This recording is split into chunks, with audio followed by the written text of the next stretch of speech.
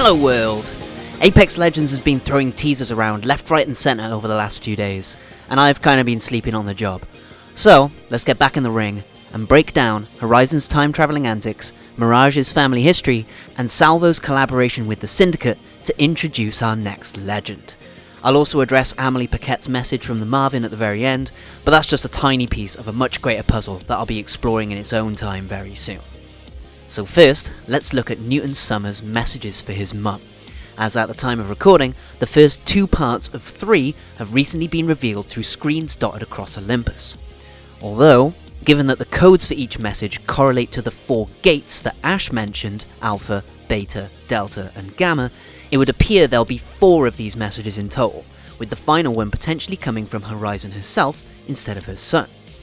And so as for what Newton has to offer us, besides a whole bucket load of tears, is the suggestion that Horizon will eventually be able to visit the past, but won't be able to stay, which helps to solidify her ultimate goal, and confirms that time travel within one dimension results in a closed loop, rather than creating a new timeline, or any other such overcomplication that would likely just devalue the entire endeavour. I'd also imagine though, as Horizon only visits the past, that instead of just popping through a phase runner, she'll at first only be able to create a personally linked time travel device, as with Wraith's phase controller or Titanfall 2's time gauntlet, which would then prevent her from staying in the past and allow her story a sense of more gradual progression in that regard. It would then seem that Hammond wanted the codes for these messages from Ash's mind in order to gain clues into achieving time travel for themselves, with Ash's knowledge of these messages from Olympus's archives lining up with her memory of Horizon's logs from the black hole that were also seemingly received by Olympus. Hammond needing Ash's direction to find such information also then suggests that she would have been present closer to the time of all these incidents so as to have made note of them, which then only furthers the idea that Ash is in fact Dr. Reid.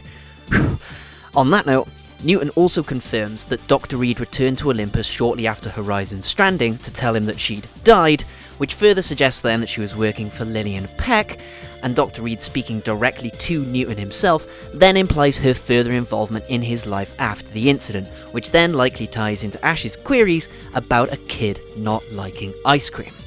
What this exactly holds for the future, or the past, we'll have to see with the further messages, but for now it at least helps slowly actualise Horizon's ultimate goal, and fleshes out a bit more of the political history of Olympus and Dr. Reid, hopefully furthering the setup for my best girl Ash.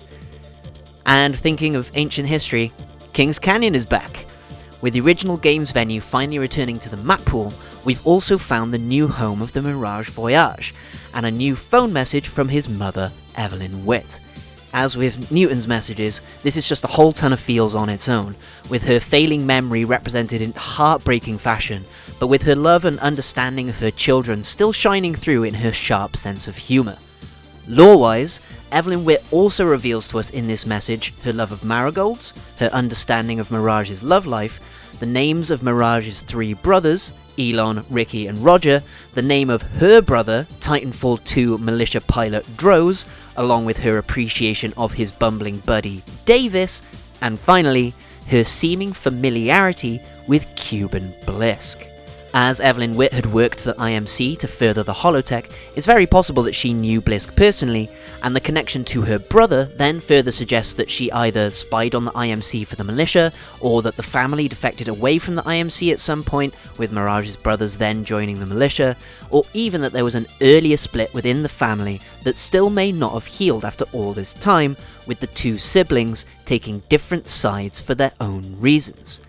She does say that she misses her brother, but this could be due to, say, his own death rather than a family split, or could be just another effect of her condition, but it's most likely just due to distance, as Droz and Davis apparently started their own mercenary faction after leaving the 6-4, now working to protect militia harvesters in faraway regions of the frontier, such as the recently mentioned Gridiron.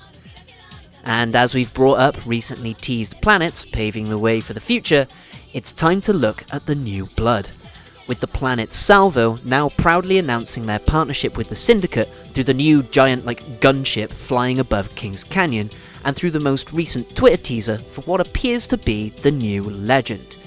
Salvo's rather aggressive inclusion into Syndicate space was first revealed through Watson's messy desk lore teaser about a season ago, and the political dealings that led to this were a prominent feature throughout the family portrait comic, with the Shays helping secure the planet through its Warlord leader, Sandringham Kelly, and its inclusion into Syndicate space allowing Eduardo Silva to recruit Creighton Sortel for his attempted assassination on other members of the Olympus elite. Got that? Many legends speak of the violent nature of Salvo and the other fringe worlds when you ping the announcement ship, which is then backed up by the napalm bombs that you can now find on King's Canyon, so perhaps the force of Salvo is desired by the Syndicate for some future planetary takeovers maybe? And considering the Twitter teaser's handshake imagery, I imagine that the new legend isn't just going to be a random person from Salvo, but either a sort of champion of the planet's military, or even its warlord leader himself, Sandringham Kelly. A violent, corrupt politician is certainly a distinct personality to include in the roster, and his control of an entire planet certainly gives him an edge behind his own endeavours, while also still showing the power of the Syndicate, as the deal for his planet would then have required his own submission into the games. But what better place to show off the strength of his planet and his likely ideology of might is right? What better show of alliance and personal belief is there than for the leader to put themselves on the front line, sort of? A good ruler has people in place to manage their lands correctly, right? And by the sound of the fringe worlds, and Salvo in particular, the strong will pretty easily stay on top to maintain the status quo, as chaotic as that likely is. And so, speaking of staying on top, the veil of the energy crisis slips even further, with the Marvin's message from the supposed Amelie Paquette.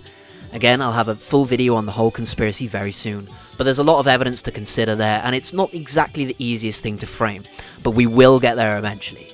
Ultimately, this message on its own confirms further attempts at solving the energy crisis, through the naming of Project Iris, sponsored by Lifeline's grandparents through their business, Chevrex, and offering yet more crossover in terminology with Overwatch. Thanks guys, nice one. Bangalore revealed in Season 5 that the charge towers are a product of Project Iris, and the mention of Aleki as a partner in the project further confirms the ties back to Olympus and the Peck Foundation, but also potentially the Coup that is utilising the energy crisis for their own ends. So, as you can see, the Apex Legends universe is really growing in its depth and complexity. And while I've seen some people sense that this makes the world feel like smaller and too focused on a few sets of individuals, I also feel it helps provide a rich sense of history to the frontier and to the lives of the characters and their families. So I personally can't really complain. Maybe it's a bit too much all at once, or a bit too much to consider altogether, but I hope I've been able to help smooth some of that out for you, or at least offer some other ways to look at it all, because that's enough out of me for today. Thanks for staying with me, friends. I hope you enjoyed my thoughts on this plethora of new teasers. They've been really feeding us lately. I've ditched the intro for now as part of a little experiment, and due to some PC issues that have sent me into a bit of a spiral of late, but I've got a new build on the way, so I'll be back to normal soon. Whatever normal actually is. And with that, I've been Euclidean Vision, the emotional support. Take care of yourselves out there, teammates, and may the glorious light of Best Girl shine within you. Bye-bye.